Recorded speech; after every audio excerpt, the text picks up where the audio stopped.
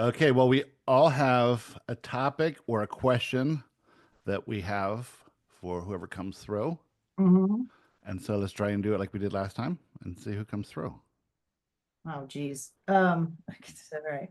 So loud like this. It's challenging.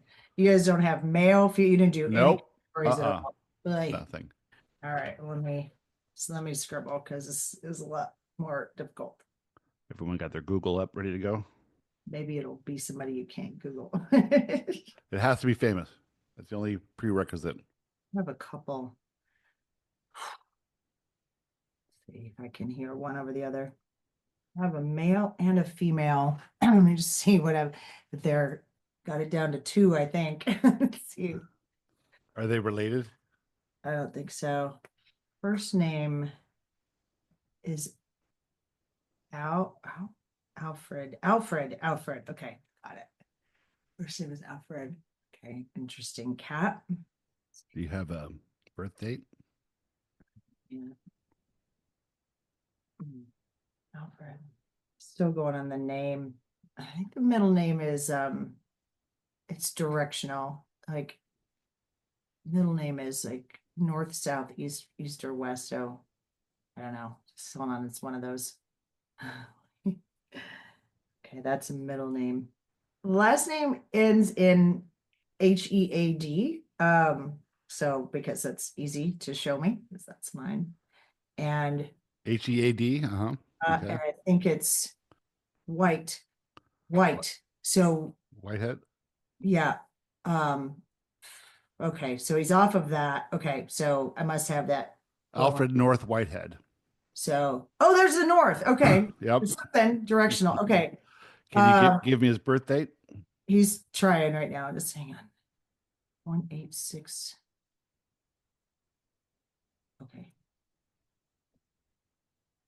February. I think February. Certainly February. Something that's like near Valentine's Day. Um, um, I think it's like 186 one. I think it's 1861 or 1860, but February 15th, 1861. okay, so oh well, Valentine's Day is February 14th, so that's why. Right. Okay. I was getting the plus or minus one. I'm like, what? Ah, okay. Sometimes I don't even remember my own symbols. Okay. There's another one with him that's female. Also, I've got the signals sort of moving over each other, so it's just so he's he yeah, yeah is both British and American, considers himself to be both. He's kind of teasing me like he's an Aquarius. There must be something to that. I don't know. Or maybe it's for somebody else on here. Something about being an Aquarius. Ask a little bit of a simple sort of question for him. Just something else. I just want to see how I'm hearing What book is he famous for? what he's saying. Okay, let's see.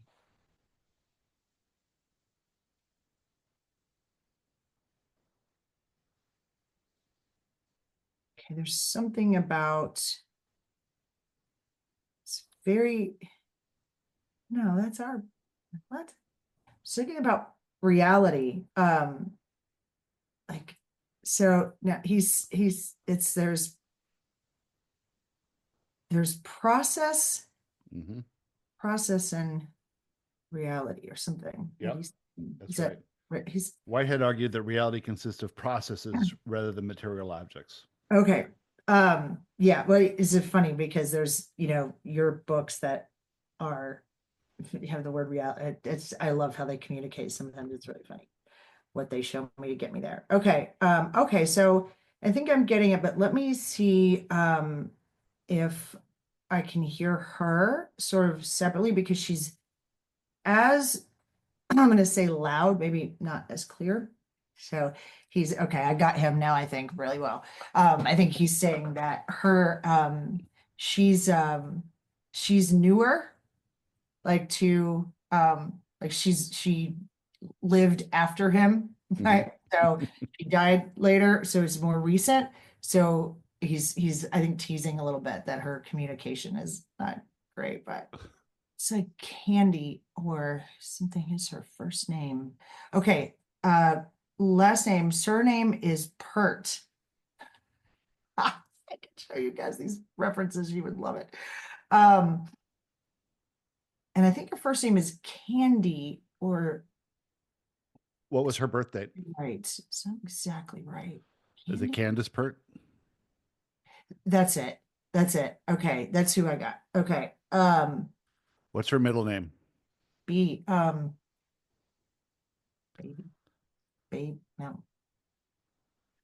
Baby, baby, Yeah, it's baby, it's it's here. It's yeah, babe, Beebe. okay. Candace Can't quite Beebe.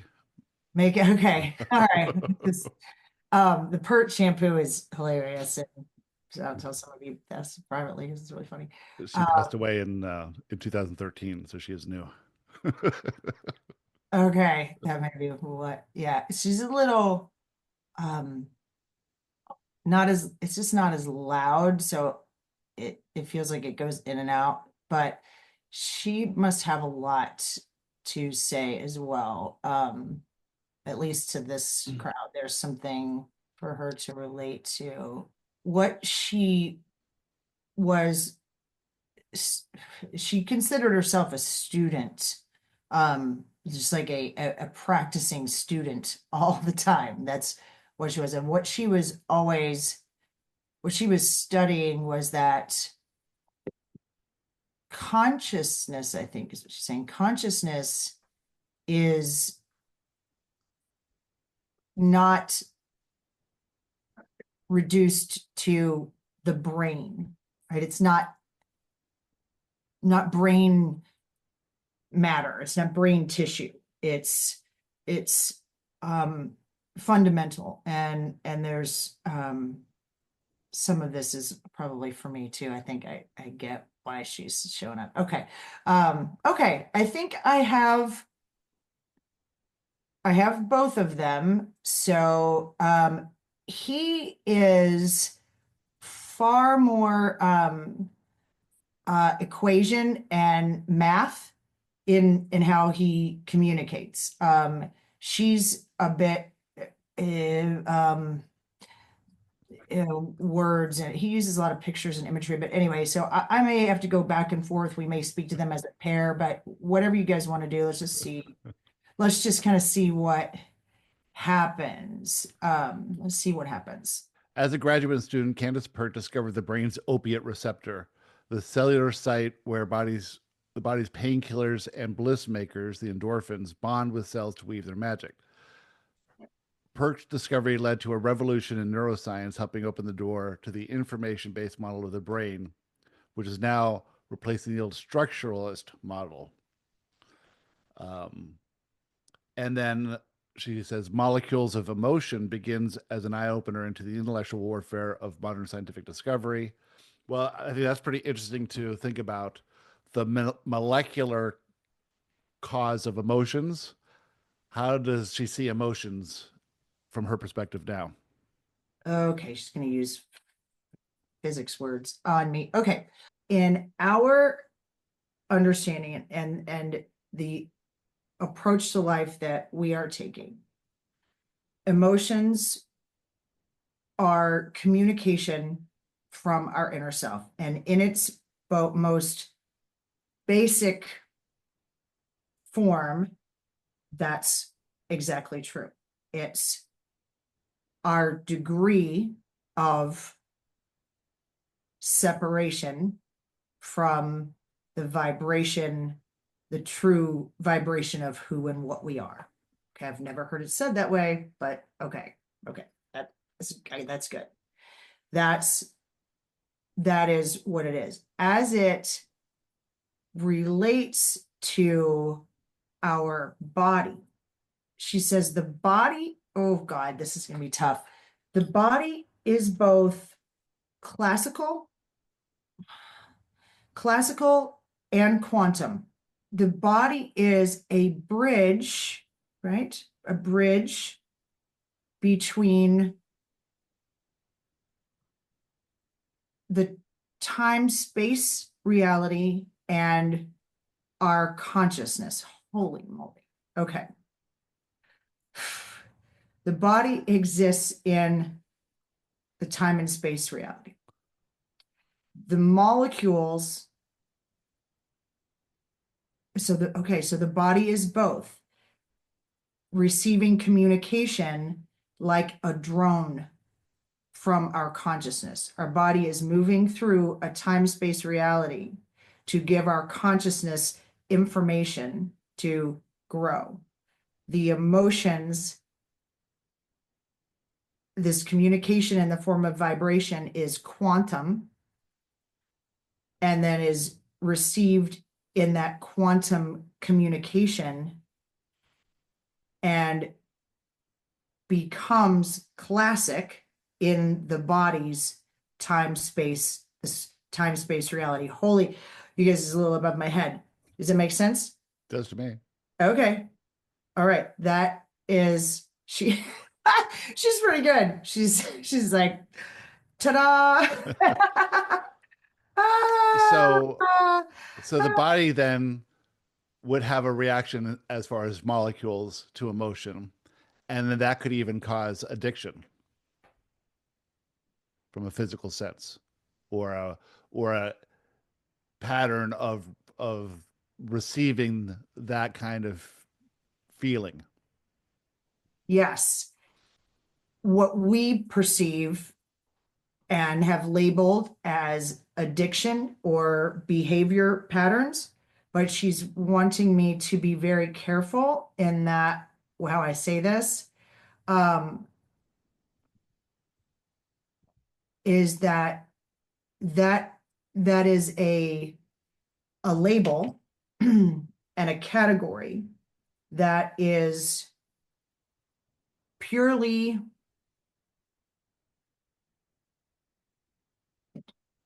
dual. It's purely duality. These things that occur are, is I think what she's saying is in a sense it is intentional. There is, imagine the body being a drone is how she's describing it, and the consciousness is operating that in a sense, and she's kind of using stuff. I can't use the wave function, please. Free will is in here, and this idea of free will comes from the field where consciousness exists. The free will isn't in the time-space reality, which we understand. Therefore, to categorize and label the body's reaction and response to how it is being driven by the consciousness is to attempt to categorize and label things that we have absolutely no knowledge or understanding of. Okay. So an example here that I can think of is in Vietnam, there was a lot of tons of heroin use and addiction, but as soon as they came home, there was no more addiction because from what we understand, their perspective shifted, and so the addiction was gone.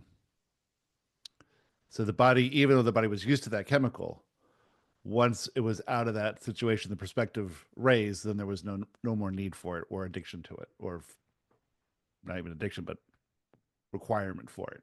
So she says that understanding of merging the vibrational, the perspective with what occurs in the body is an excellent way for us to begin to understand what the body's full function is in this reality. It's how we are beginning to even scratch the surface of it. I have a thing in my body that is called the what if I can't consciousness? And I treat it as if it's a consciousness, as if it's a friend, always there to pop its head up and activate whenever I'm in a situation where I'm in fear of not being able to do something. I will say she has a very lovely reverence for this group that I'm having trouble even understanding or articulating to you, but I can feel it. It's as if we are I'm going to use the word like we're gods. And I know that we are, but certainly you don't really know that from this perspective. But that's how she is speaking to us and how she's hearing what you guys are asking. She's answering a lot of stuff, so you all must have things that are coming as she's giving me stuff, but I don't have context for it, so I don't know what to say and what not to. But I will go here. When you are learning to walk, imagine the remembering of this information that we are all remembering, the waking up, is a bit like walking into a bounce house or a fun house where the floors move and so many things change. Our reality changes in front of us all the time. Whatever we can use to help us balance and gain our footing and breathe and focus and continue to move forward and take on more information, remember more, such as calling our limitations, the things that we believe, their own entity, their own consciousness is perfectly fine. As we teach people to speak to their ego, to these other things, to integrate all the parts of ourselves, our egos, our personas, our limitations that we believe, all of this mental construct, to integrate that and welcome it all, to see it all as valuable and worthy and lovable, is to grow in love for ourselves. In whatever way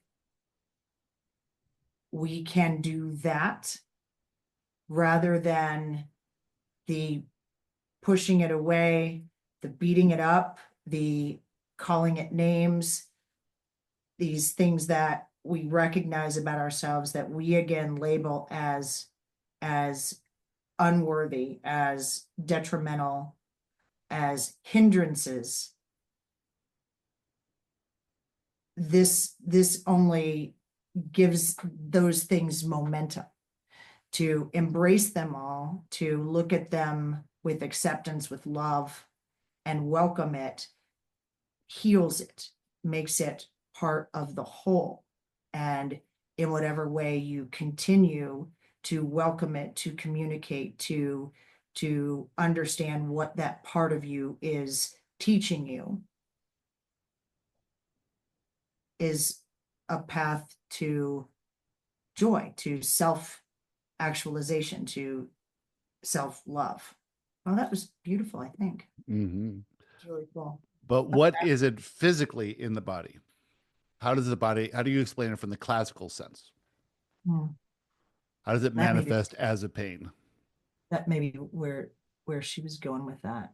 To understand what was said before, that the body is a bridge between the field and the classical world. She's separating them out. The body is a bridge. It is both classical and quantum. As that bridge, it is a bridge of communication. This information is being bantered like a tennis ball. This back, something is then done with this information and back through this bridge in the form of emotions, ideas, inspiration, and pain.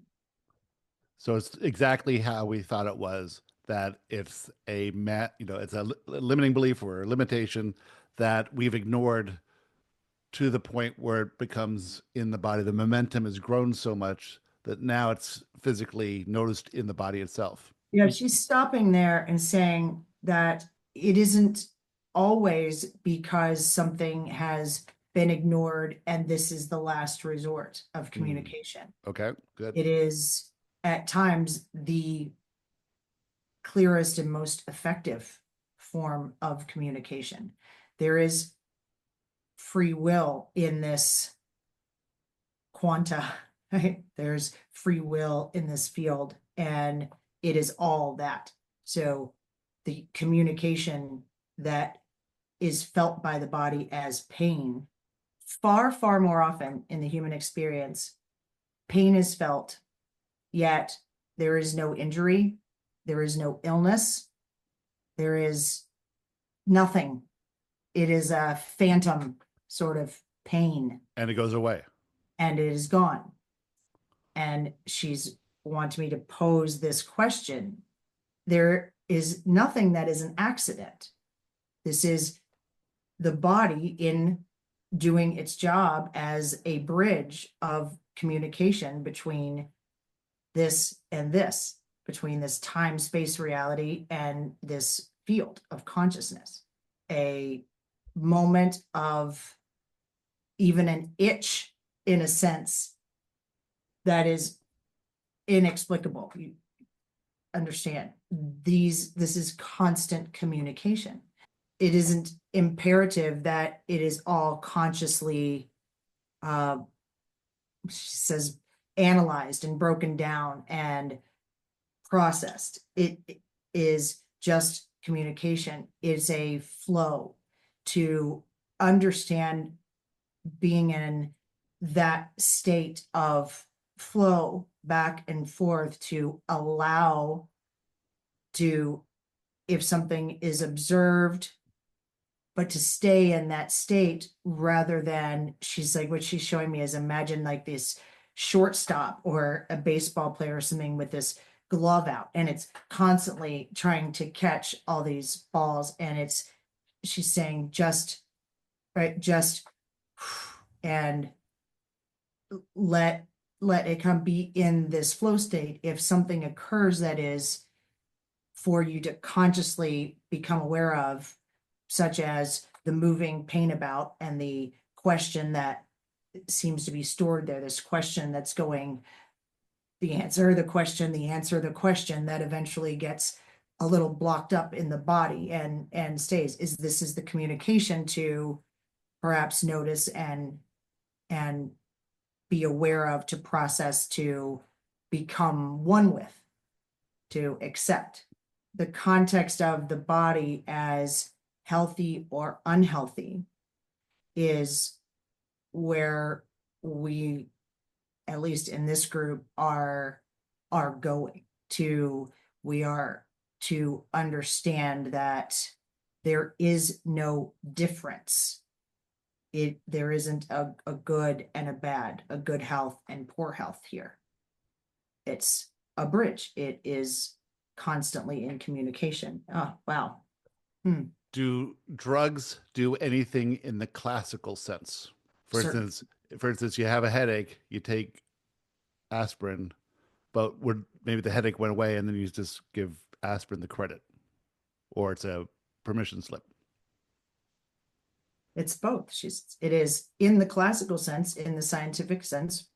There are things that occur in this, right? This classical body that is in this time space reality. It is, oh, wow.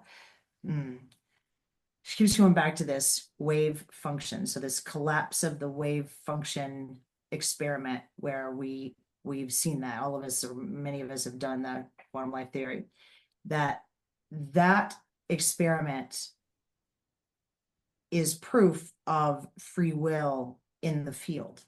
As a consciousness focus here, beliefs play an extraordinary role in that observation. And the dog and pony show, in a sense, an energetic sense, that taking a pill, dieting, right? She's just, so anything, lifting weights, it doesn't, none of it is necessary. We are far beyond that, but the belief structure combined with the action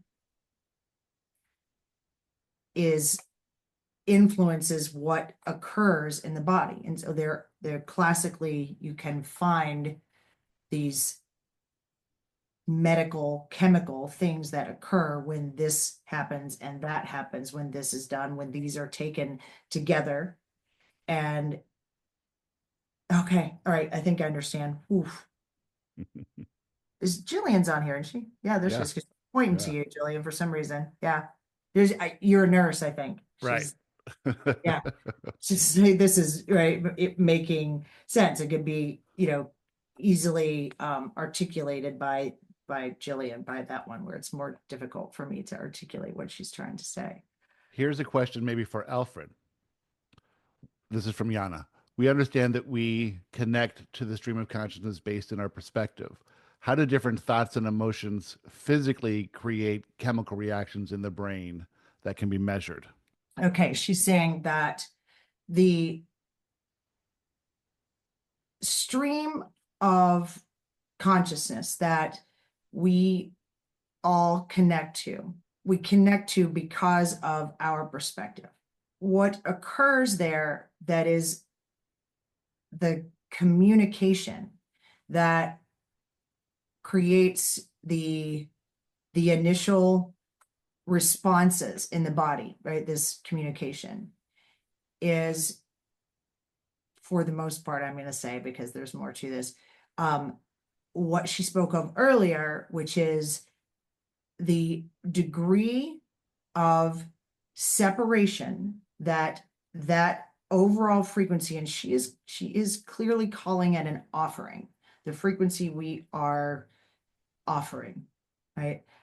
We will tend to say, I'm vibrating here or whatever. She's clearly calling it an offering, the frequency we are sending out, we are communicating Yeah. to, from our body to this, like this field, that our degree of separation from who and what we are in this reality, this time-space reality, that is, this is complex, you guys. It is created by this field. We are a drone. As our degree of separation from this, who and what we are, which here is always somewhat separate.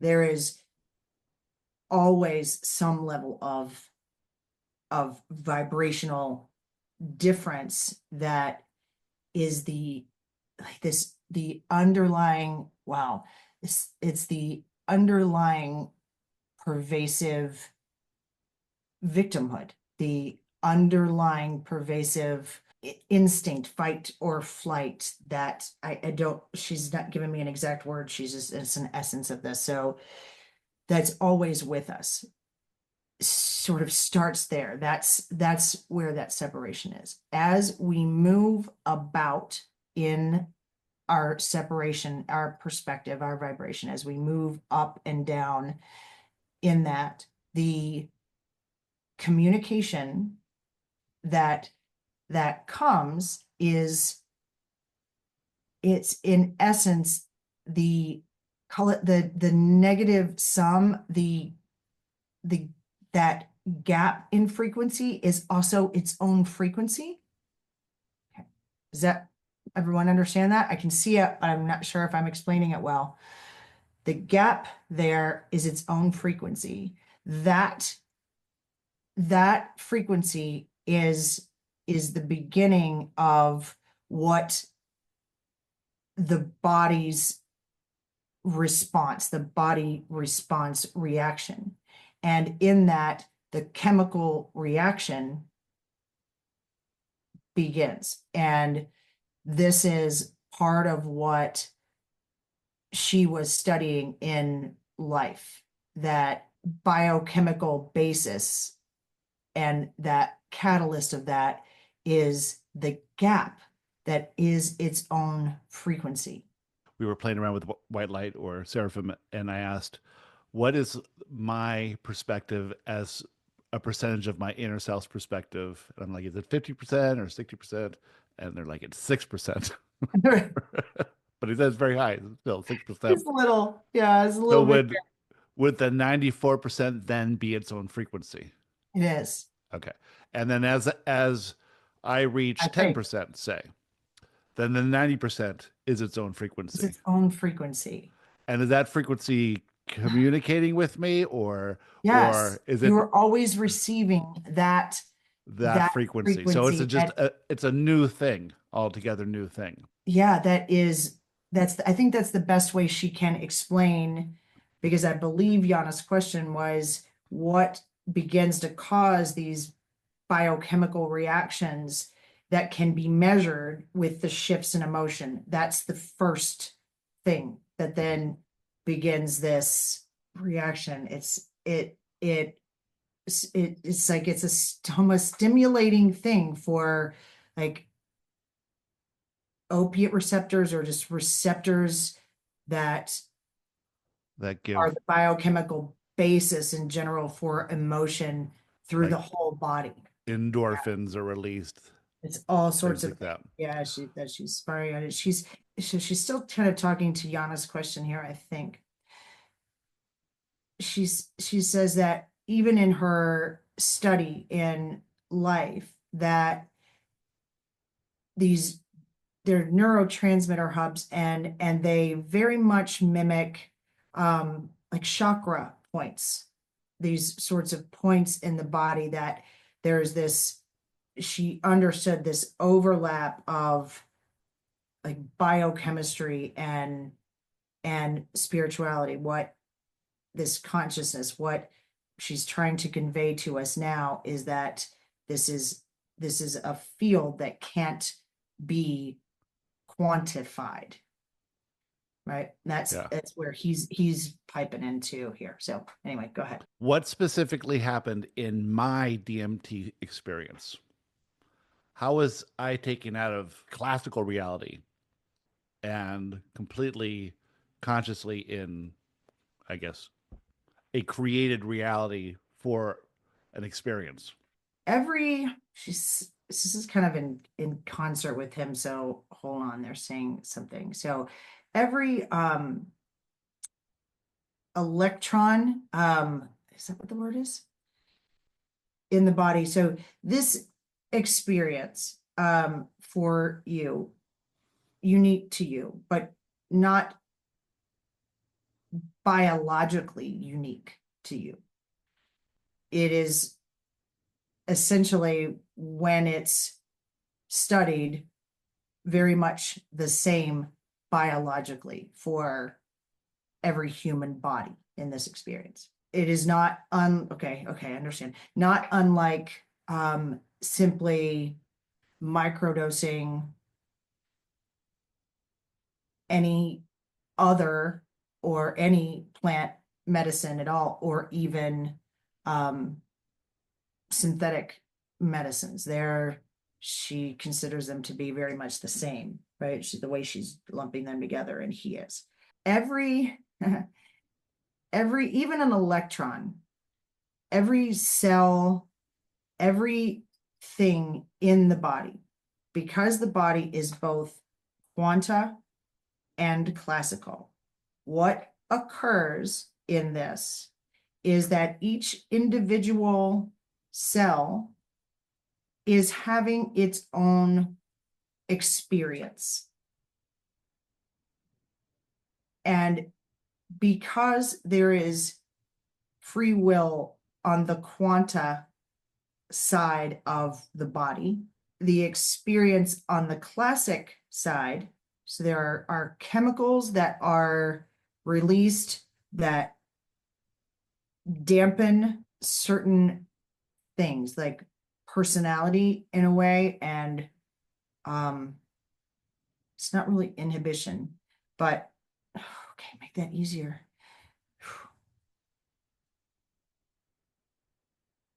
So that from the free will side, there is a driving of the drone in a sense that is removed from the time and space reality. The body and the resistance to that type of experience is essentially shut down, and the consciousness then has no resistance to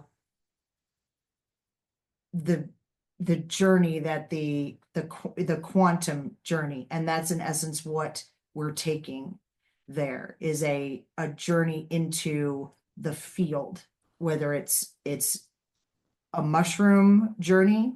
The intensity of it and the depth to which we go into it has to do with how much of the chemical and how much like suppression of all of the resistance factors are there. So then would you say that for that DMT experience where it was pure consciousness and no body, because the body was out, was that and everyone's experience curated for them specifically?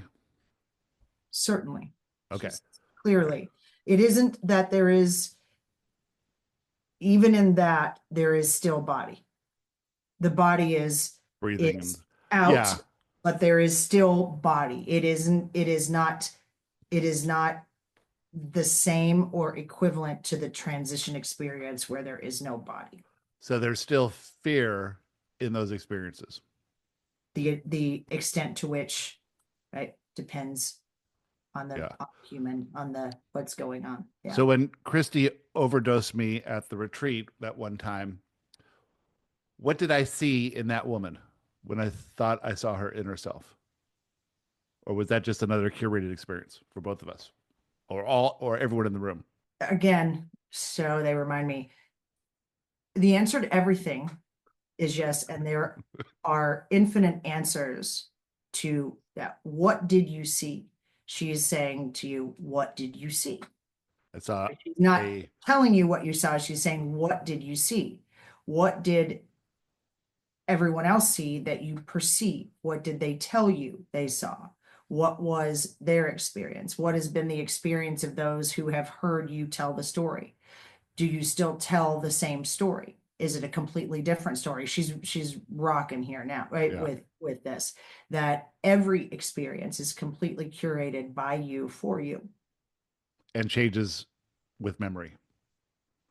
Changes every moment just as you change. How does she refer to her inner self in the non-physical? And don't say me. Do you call it inner self, origin consciousness? Vibrationally, the names that we have in this life are a vibrational representation of that origin consciousness, the intentions. There are many, many things involved in that name. The changing of the name also all curated, she says, okay, all curated. At this place where her consciousness, where she can communicate and speak to me, is not the only place she resides. In this space, the word we, I, it's not source, it seems like it's like ancestry. There's a vibrational, she's given me this sense of it, and I don't know how to put words in it. Please help me. It's like a bubble of, it feels like support. It feels like family. It feels like we. It feels like I. In its purest sense, there's no resistance in it.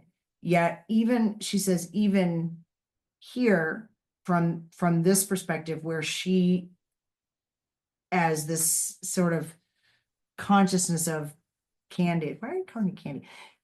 Nickname. Can communicate that there is a recognition of the separate vibrations of each part of the whole, yet it is all still the whole, the one. I asked one time if our inner selves and Christy and I, when we return to the non-physical, can all go on a double date together.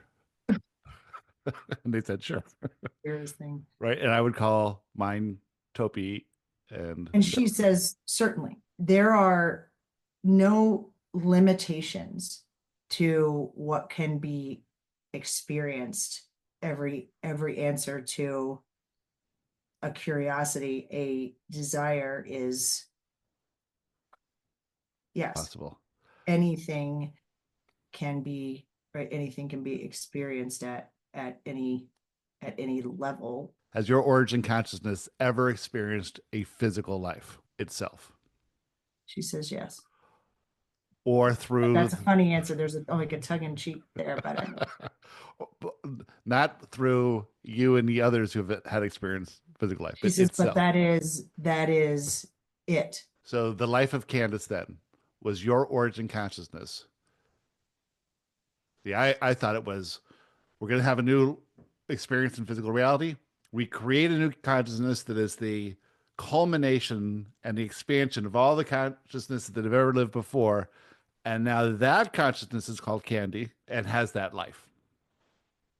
But then I guess I'm just putting too much separation in Clearly, there. clearly. And she's saying there's what you, because of our perspective here, she's acknowledging that it is very difficult for us to, it's impossible. In fact, it's like she's using that, impossible for us to understand the idea of no time and no space. But she wants us to understand that time and space are classical, but they are not that. The quantum field is the quantum field. This time and space is created. So I've got Alfred too, and Alfred's repeating. So dang it, I bet I had this the other day when he was talking. That's funny. Remember I told you I didn't know who I had who was saying Yeah. something to me? Is what we do when we go down some of these rabbit holes to understand categorizing and labeling and putting things into compartments. That he is quite clearly, he's great, and we have not spent much time really hearing much from him, although he's been mixed in here with us the best I could. We are not allowing ourselves to simply sit back and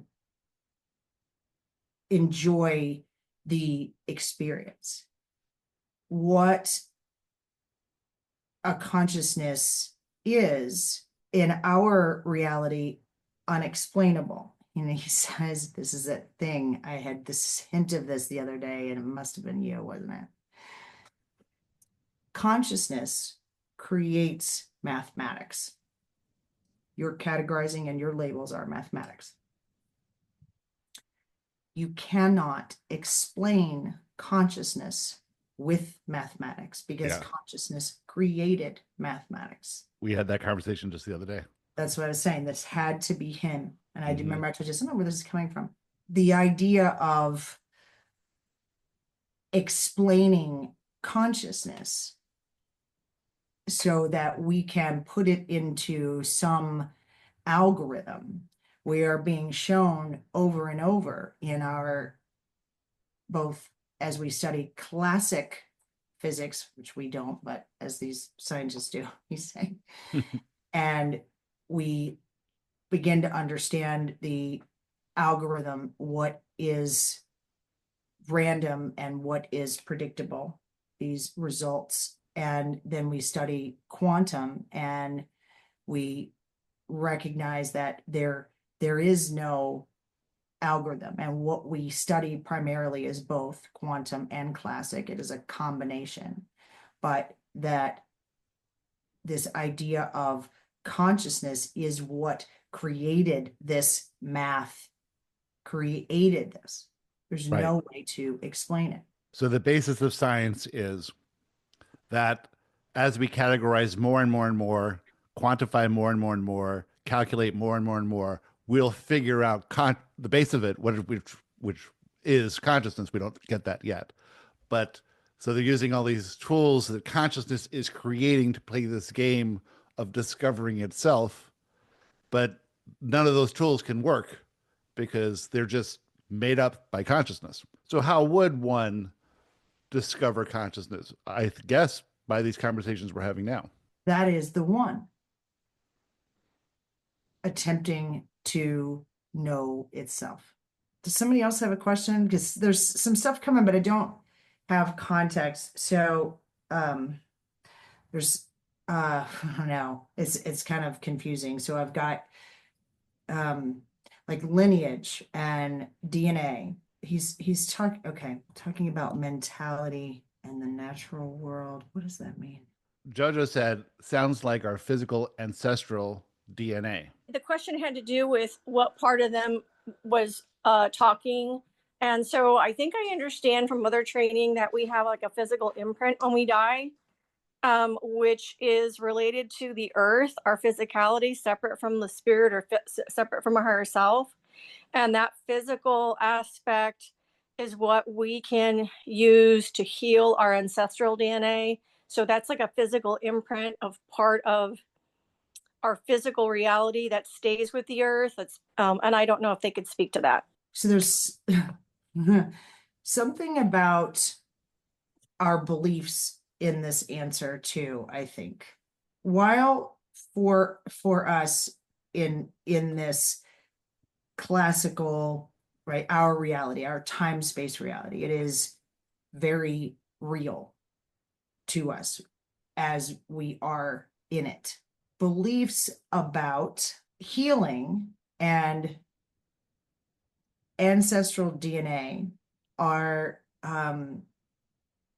very it's like they're mucked up, and they're very even in this group there are collective sort of beliefs and there are individual beliefs here. Energy, which is all that we are, even our physical body. In the sense of a physical imprint, energy can never be destroyed. Therefore, your physicality leaves an imprint on the universe. The planet leaves an imprint on the universe. This energy that is that physicality is never destroyed. Healing, he's reminding us of something we say all the time, is becoming. It is not fixing that which is broken, okay? That which is sick. It's becoming what is intended, what is desired. The acorn heals into the oak tree. Does it? Was it sick? Right? That's what he's saying. So was the acorn sick? Did it heal, or did it become the tree? The healing of ancestral DNA, along the way, when you each remember and you go inside and you remember who you are and you become less limited, and then you waffle about a little, and then you remember and you become less limited, and you go on this very brave journey of discovering who you are. This becoming is the fruition of the healing of the ancestral DNA as this one, and then this one, and then this one, and this one, to get to this point of you as a representation in this time and space of all of the ancestral DNA to then become what you are here is to heal, to become. It's a whole different way of looking at that than I've ever had in my life. That was pretty cool. So the collective beliefs and the individual beliefs, those are the things that muddy it. There are agreements, and this has to do with our ancestors from wars and what has been experienced, agreements as we come into this reality that we will agree that this is the timeline when we go in here. This is World War II happened, the Holocaust happened. These are things that we agree on. There is this collective mind, but the collective beliefs have far less impact than you are imagining that they do. It is your own universe. The activations, what I noticed and several other people noticed, is that it expanded my belief system incredibly. And I'm just getting right now that my expanded belief system coincides with my expanded perspective. It seems like it's the same thing. The belief structure must expand First. to allow for the expanded perspective. It must.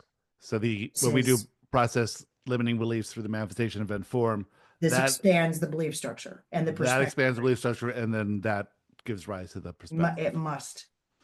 We were having experiences in the From Fear to Flow course where there was a lot of reading in the beginning, and then the whole weekend was exercises and experiences. The theory was that when you read something, it sort of like gets you a little bit of momentum, but then you have an experience and that anchors it as a shift in a belief. Were those experiences enough, or do people have to have like big experiences in their life for it really to anchor? Or another theory is that this will lead to an experience in their life that will then anchor what they learned in that. Are they related? Does that work? She's answering this part. Part of this answer is that for everyone, it is unique. The idea of working on something, having some experience in an environment that is relaxed and fun and not life-threatening. The way she's showing it to me, it's this fight or flight, like a personal experience is that is wrought with intense emotion. Those are great teachers. Car crashes. We choose to experience it as a teacher. In the environment of a class where it isn't charged, the emotion, okay, I see, that bridge that is the body, the emotion, when the aha moment occurs, the emotion begins to anchor the experience into a knowing. It can become gently practiced until it becomes a part without the emotion being of great intensity, just like going up one step at a time.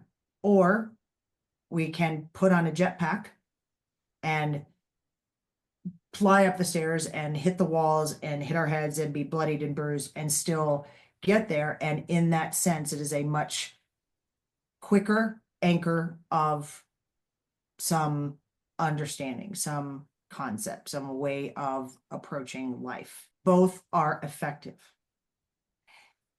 And what she's saying is that generally the learning in the easy environment with light emotional response is the beginning, and then leads to a more intense focus and I guess speeding up, and then we hit the brick walls, right? And she says, and then this is the more common experience of humanity, right? But it isn't always that way. Okay. Yeah, so I guess it's all effective. Just depends how you want to do it. Everyone had a very interesting experience with the surveys that they sent out, asking other people their experience of me. From the feedback that we got, it seemed as if everyone really had a shift of perspective from that. Was that really the benefit of the whole course? That thing there, or that seemed like it was inspired, or was it not necessary?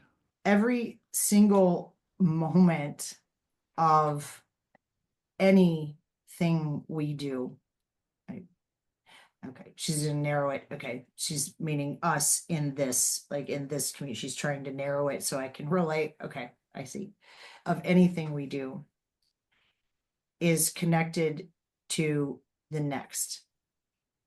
The idea of beneficial, sure, she says, idea of beneficial, of course, from the moment the idea was conceived, the first letter is written to the first person reads that, gets the information that this has been created and is offered, then the next step and the next step to the forms that are sent out, to the exercises to the left, or to the discussions after between 2 and 4, and it's intertwined. There is no way to separate one part of an experience to call it beneficial or not. It is just experience. It's inseparable. And it's all leading to They're the next starting to thing. yeah, she's giving me her nod. So I think No, you are 18 minutes overdue here. oh, really? Okay. This is a record. Yeah. Okay. They're quite clear that they did not answer every question, but Candy was in the movie What the Bleep Do We Know? yeah, I've never seen that. We all have. How you can't be a spiritual woo-woo person if you haven't seen that. I am not a spiritual woo-woo person. That's for Yeah, sure. because I talk to dead people. I'm woo-woo. Woo-woo AF. All right. Well, thank both Candace and Alfred. Candy. And thank you, Christy. And thank all of you for being here. Yeah. Thank you. Thank you guys. It's fun. Did you guys have fun? Great. It was fun. This was great. Thank you. It's kind of heady. It was pretty heady. Mind blowing. It was. Yeah. Thank you.